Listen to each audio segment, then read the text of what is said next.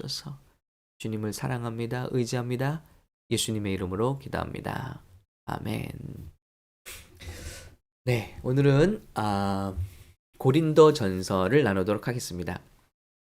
네, 아, 고린도 전서는요, 화면에 보시듯이 바울이 2차 전도 여행을 할 무렵에 이렇게 엄청나죠. 사도 바울은 정말 육지면 육지, 바다면 바다, 예, 이렇게 엄청난 루트를 비행기로 가도 한참이 걸리는 시간들을 이렇게 두 발로 복음을 전하는 거예요. 2차 이차 세계대전 제가 좀 피곤한가 봅니다. 2차 전도 여행 때, 예, 바로 이곳 고린도 지역을 지나게 되죠. 바로 이곳에 교회를 세워지게 됩니다. 1년 반 정도 머물면서 아무튼 바울이 머물던 곳에는 다 교회가 생기네요. 예, 교회를 생기고 에베소 찍고 돌아오게 되죠. 자, 그런데 이제 3차 여행 때 바울이 3차 여행 때예요, 이게. 자, 보시면 에베소를 가잖아요. 에베소에 머물러 있는 동안 고린도에 사람이 옵니다. 그리고 바울을 만나는데 고린도 교회의 소식을 전해줘요. 지금 고린도가 엉망입니다. 고린도 교회가 개척한 교회가 지금 난리가 났습니다. 이 문제를 듣고서 이 교회를 치유하는 편지를 쓰는 겁니다. 그것이 고린도 전서입니다. 고린도 교회에서 발생한 여러 가지 문제, 앞으로 우리가 나누게 되겠지만 정말 한 교회에 어떻게 이런 문제가 동시다발적으로 다 가지고 있는지, 이게 교회인가 싶을 정도의 문제를 고린도 교회가 갖고 있었어요. 그런데 놀라운 것은 편지를 썼고요. 이 편지가 교회를 치유했다는 거예요. 그리고 교회가 다시 소생합니다. 그러니 얼마나 참 귀한 일을 하는지 몰라요. 교회를 살리고 교회를 세우는 일이요. 자, 여기 지금 위치적으로 고린도를 보시면 아시겠지만 지중해의 동쪽, 지중해의 서쪽에 통과하는 관문이죠. 그렇기 때문에 여기는 온갖 물품들이 다 이곳을 통과하고요. 왜냐하면 이곳에 운하가 있습니다. 운하. 세계 3대 운하 중에 하나인 고린도 운하가 있어요. 그래서 그렇지 않으면 배들이 여기 있는 물품을 이쪽으로 가져가려면 이렇게 삥 둘러서 가야 되잖아요. 그런데 이 운하를 통하면 수백 킬로미터를 전략하면서 쭉 뚫고 가잖아요. 그러니까 이 항구 도시고요. 그리고 이렇게 운하가 있는 곳은요. 이 당시에 모든 물품 동서의 물품들과 이게 부가 지나가는 곳이고 정보가 지나가는 곳이죠. 그렇기 때문에 이곳에는 많은 사람들이 모여 있습니다. 한미천 잡으려는 사람들이 다 모여 있어. 세상의 모든 뜨내기들도 다 이곳에 모였다고 해요. 그래서 참 신분도 알 수 없고 그리고 밑도 끝도 알 수 없는 사람들이 성공을 위해서 또 이 항구 동시에 모였다고 하죠. 그런데 이 고린도는 또 어떤 도시냐면요. 아테네가 가까운 또 그리스 지역이죠. 그러니까 이곳은 이런 신전들, 예, 잘 안 보이시죠? 예, 이런 그 당시의 고린도 항구를 보여주고 있습니다. 이렇게 호화스럽고 곳곳에 그리스 신들을 섬기는 그런 신전들, 이 가운데서 모든 문물과 풍요로운 그런 경제권을 즐기던 그런 항구 도시였다는 것이죠. 자, 이것이 지금 그 고린도에 있는 현대 그 운하입니다. 이 사이로 이제 이 배들이 지나가는 거예요. 예, 엄청난 거죠. 이 운하 보이시죠? 여기 뻥 뚫려 있는 이 운하, 이 길로 배들이 오가면서 물건을 실어 나르는 겁니다. 자, 그러니 여러분 얼마나 부흥했겠어요? 이 당시 인구가 30만 명이었대요. 그러니까 뭐 엄청난 도시였죠. 그리고 이 도시에 2만 명을 수용할 수 있는 콜로세움 경기장이 있었으니까 여러분 지금도 2만 명 들어가는 경기장 어렵잖아요. 그런데 이 당시에 2만 명을 수용할 수 있는 콜로세움이 있었으니까 얼마나 문화가 발전했고 사람들이 볼거리가 재미가 있었는지 모릅니다. 그리고 이런 신전들 지금 지극히 일부가 남아 있죠. 제우스 신전들, 그리스의 신전들. 자, 이렇게 산에 신전들이 있어요. 그러면 어떤 일이 있냐면요. 이 제우스와 이 그리스 신들을 섬기는 창녀들이 있습니다. 역시 뭐 어떤 사제들이에요. 여사제들인데 사실은 창녀들입니다. 그래서 이 도시를 부흥하게 한다고 믿는 것이 뭐냐면 이 신들을 믿는 법이 뭐냐면 이 창녀들과 관계를 갖는 거예요. 돈을 주고. 아, 그러니 여러분 이런 도시에 하룻밤에 창녀가 이런 그 이방신을 섬기는 사제들이 1,000명씩 있었대요. 1,000명. 이 도시에 여사제들 창녀가 1,000명이 내려오는 거예요. 그러니 여러분 이곳에서 신앙생활 제대로 할 수 있을까요? 저는 꼭 현대 교회들이 세워진 많은 발전한 도시의 교회들을 보는 것 같아요. 돈도 많고 재미도 많고 돈 쓸 것도 많고 새로운 것도 많고 그리고 운동 경기도 매번 벌어지고 그리고 고린도는 거기다가 성적으로 굉장히 문란한 도시였다. 그래서 고린티언 하면 예전에 소도마이언 하면은 소돔 사람 하면은 성적으로 타락한 그리고 동성애에 빠진 사람들을 말할 때 소도마이언이라는 단어를 쓰잖아요. 그런데 코린티언 하는 단어를 쓸 때도 밑도 끝도 알 수 없는 출신 그리고 성적으로 문란한 도시에서 온 사람 그래서 기피하게 되는 그런 다른 도시에서는 그런 사람이었을 정도로 고린도는 굉장히 문란한 곳이었다. 여러분 이런 문제가 교회 안에 그대로 들어왔다고 생각해 보세요. 그러니 교회 안에 어떤 문제가 있죠? 예수 믿었으니까 다 용납되는 거 아니야? 다 사랑으로 용납되는 거 아니야? 성적으로 교회 안에 성적인 문제가 있어요. 자, 그래서 이 고린도 안의 문제를 한번 쭉 살펴볼게요. 1장에서 4장까지는 교회가 분열돼 있어요. 예. 참 교회 밖으로도 문제가 많은데 교회 안에 분열돼 있어요. 성도들이. 두 번째는 5장에서 7장까지는 성 문제를 다룹니다. 바울이 그 소리를 들었거든요. 교회 안에 계모와 그 동침을 하는 사는 아들도 있고요. 그리고 동성애자들도 있고 또 그러면서 그들이 성적으로 문란하고 타락한데도 괜찮아, 괜찮아. 이게 사랑의 높은 단계야. 이런 것들을 용납하는 것이 사랑이야. 그러나 바울은 이것을 교만이라고 지적하죠. 자, 이런 성 문제를 바로 잡습니다. 그리고 8장에서 10장까지는 그 성도들이 뭐 가는 곳마다 다 시장이 제사예요. 제사에서 나온 음식들을 판단 말이에요. 특별히 고기는 반드시 그리스 신들에게 제사를 드린 다음에 시장으로 나와요. 근데 이것을 먹어도 되느냐? 크리스찬들이 이걸 가지고 교회가 혼란스러웠어요. 어떤 사람들은 막 먹고요. 막 괜찮아. 그리고 어떤 사람들은 안 돼. 저걸 먹으면 안 돼. 저걸 먹는 사람들은 잘못된 거야. 하고 교회가 이런 문제로 또 분열하고 갈피를 못 잡고 있었다는 거죠. 이 문제를 바로 잡습니다. 그리고 11장에서 14장에는요. 무분별한 무질서한 예배, 특별히 또 이런 교회에 은사가 많네요. 막 은사, 방언, 예언 뭐 갖가지 은사를 가지고 예배 시간이 알 수 없는 말을 뭐 박언으로 막 하고요. 질서가 없었어요. 그러니까 새로운 사람들이 교회에 이렇게 들어와서 예수님을 만나기 힘들었겠죠.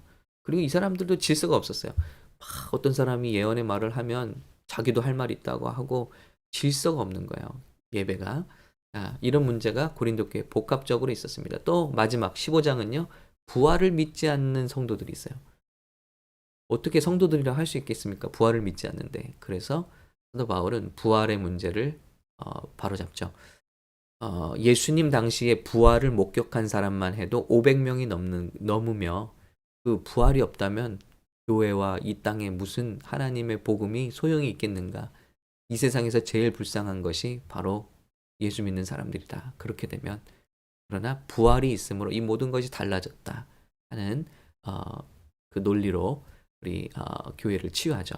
자, 조금씩 이것이 이제 고린도 전서의 주된 내용입니다.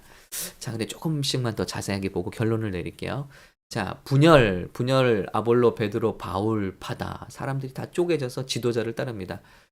여러분, 이런 일이 교회에선 있어서 안 되겠죠. 그래서 사도 바울은 우리는 모두 다 하나님의 동역자들이요. 또 여러분은 바치고 하나님께서 이 모든 것을 영적 성장을 이루시는 주체이십니다. 우리는 하나님의 일꾼일 뿐입니다.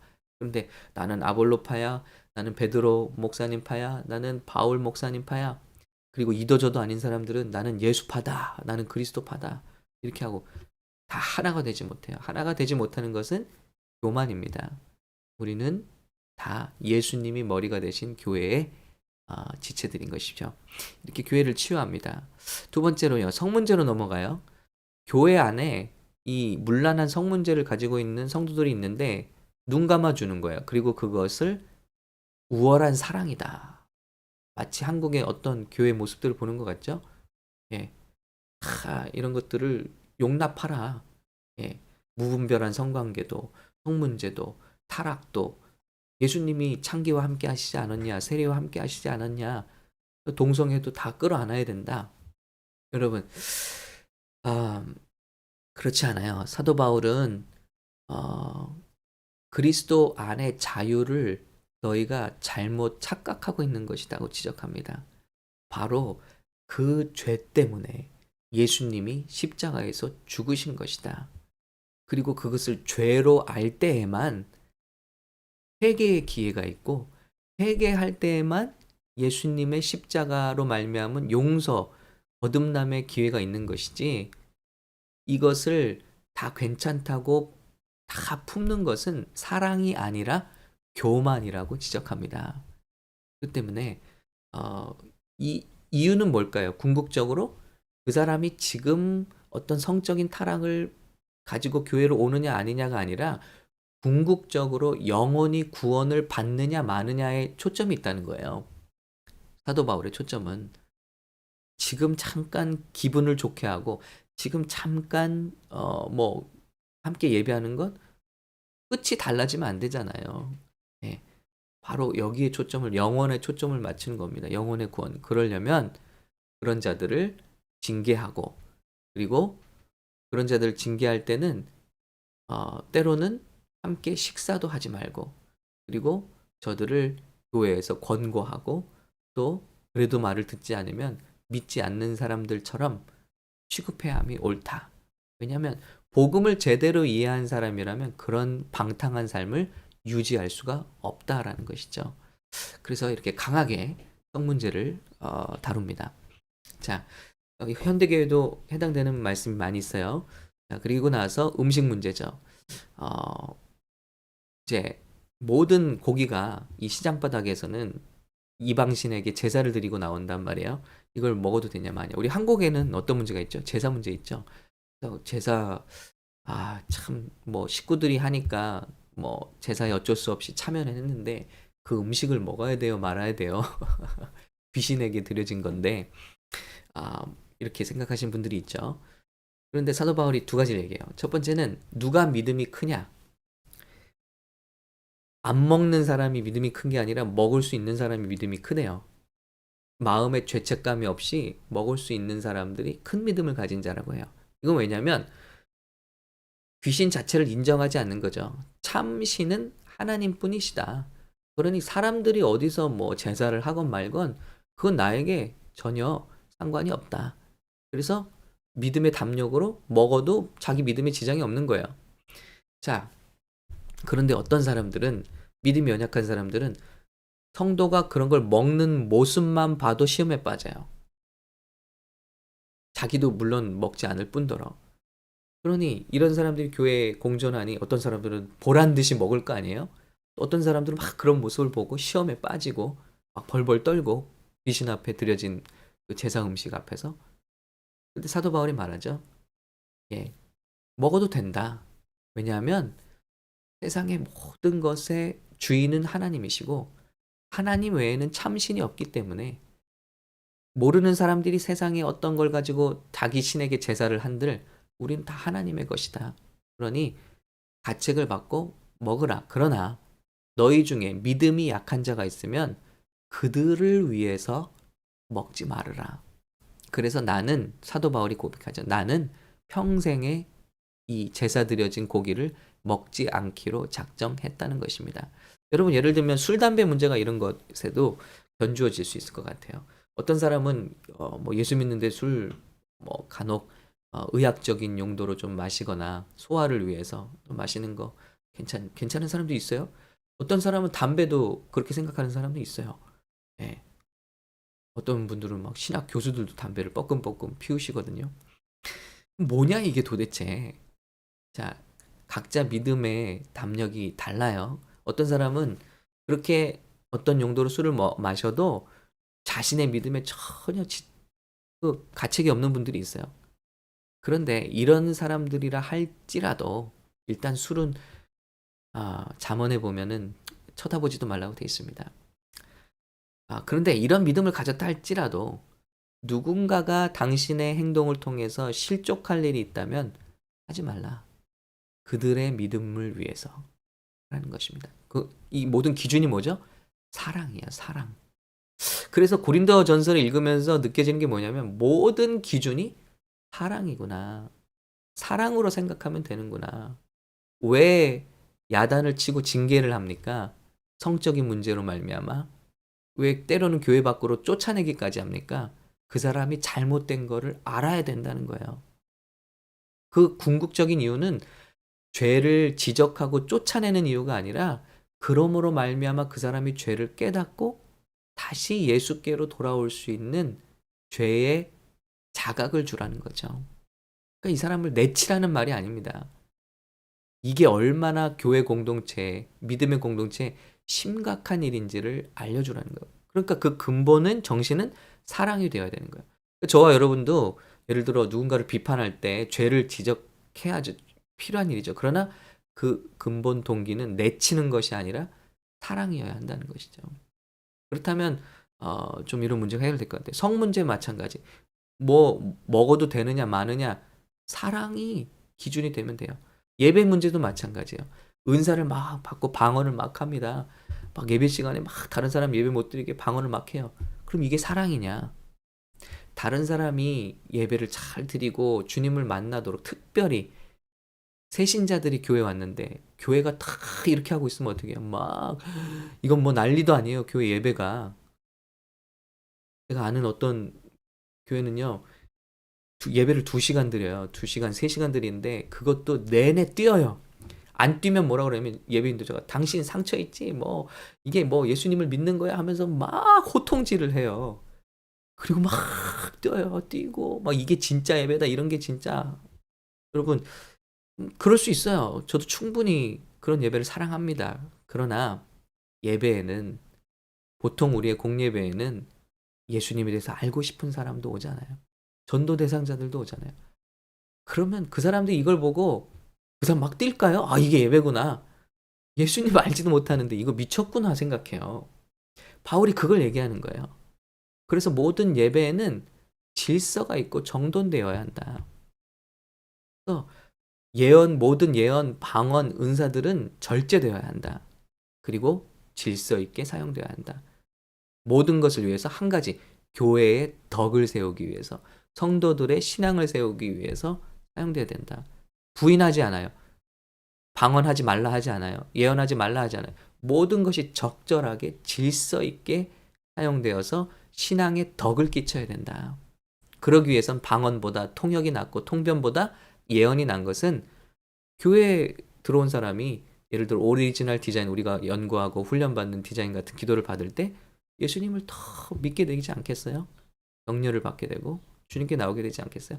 그래서 내가 너에게 가장 큰 은사를 보여줄게. 그 은사는 바로 사랑이야.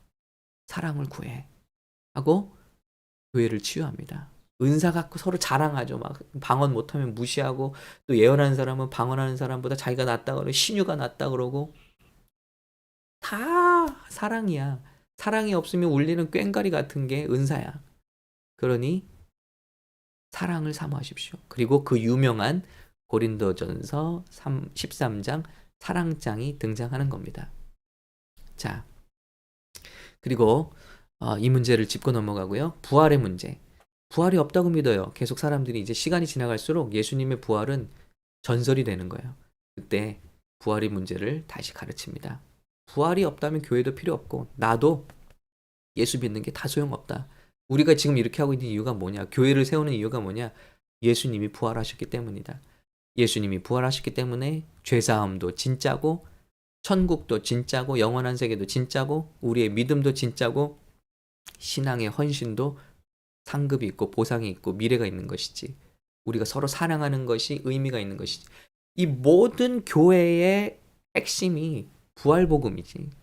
부활 때문에 의미가 있지. 하고 교회를 가르치는 겁니다. 여러분, 저와 여러분이 이 새벽에 기도를 하고 또 복음의 수고를 하는 게 뭡니까? 예수님이 부활하셨기 때문입니다. 그리고 그 말씀이 하나님의 말씀이 되기 때문입니다. 여러분, 고린도전서를 마치면서 여러분의 삶의 기준은 무엇입니까? 고린도전서는 그것이 사랑이 돼야 함을 우리에게 가르쳐 주고 있는 겁니다. 사랑은 무조건 좋아, 잘했어, 옳다. 그래서 죄를 지어도 좋아. 그래도 널 사랑해. 이게 사랑이 아니라 성경이 말하는 이 고린도서가 말하는 사랑은 바로 상대방의 유익을, 그것도 궁극적인 영적인 유익, 구원과 영적인 성장을 생각하는 것. 그것이 사랑의 핵심임을 알 수가 있는 것입니다. 이런 사랑이 있다면 죄를 볼 때 매를 들 수도 있는 것이고, 이런 사랑이 있다면 매를 들었지만 또 그를 끌어 안을 수도 있는 것이 바로 예수님의 사랑 때문인 줄로 믿습니다. 우리 교회가 이 성숙한 예수님의 사랑 안에서 미성숙한 데서 나오는 사랑을 잘못 이해하는 데서 나오는 모든 고린도 교회와 같은 문제를 해결하고 그리고 복음의 모든 인생의 문제의 해결 기준이 복음과 부활 그리고 예수님의 사랑 이것이 되시기를 예수님의 이름으로 축복합니다. 오늘 우리 모임 가운데는 학생들을 돌보는 분도 있다고 그랬어요. 모든 것을 사랑을 기준으로 하시면 될 것 같습니다. 영원한 이 영혼의 이 나에게 주신 사람들의 영원한 유익 이것을 생각하는 것이 사랑입니다. 함께 기도하겠습니다.